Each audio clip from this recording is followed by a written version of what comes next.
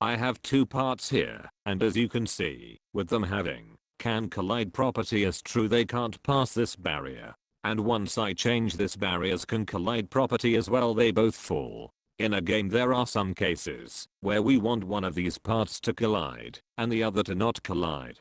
In these cases, we use collision groups. This collision group editor can be found in Model tab. The first thing we can see is this default group. If you don't set a parts collision group, it's automatically in default collision group. If you want to add new groups, click on the add group button, type your collision group's name and hit the enter key. When there are more than one collision groups, this table view might look messy. If it does for you, you can toggle the list view with this button.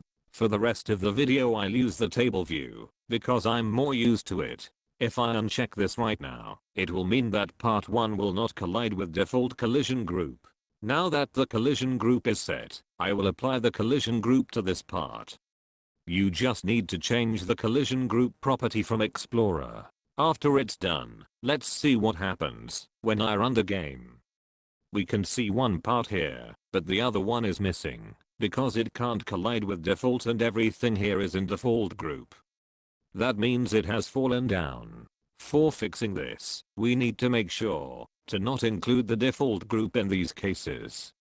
We need a new collision group and I'll call it barrier and set this to not collide with part 1. When you are making these changes, make sure that you add the old check mark again after or before you do your new change. After that I will set the barriers collision group to the ones I just created. Now if I run the game again, we can see that the part with part 1 collision group passes, but the other one doesn't. This time part didn't fall because it's just set to not collide with the barrier. Collision groups don't affect parts with can collide set to false.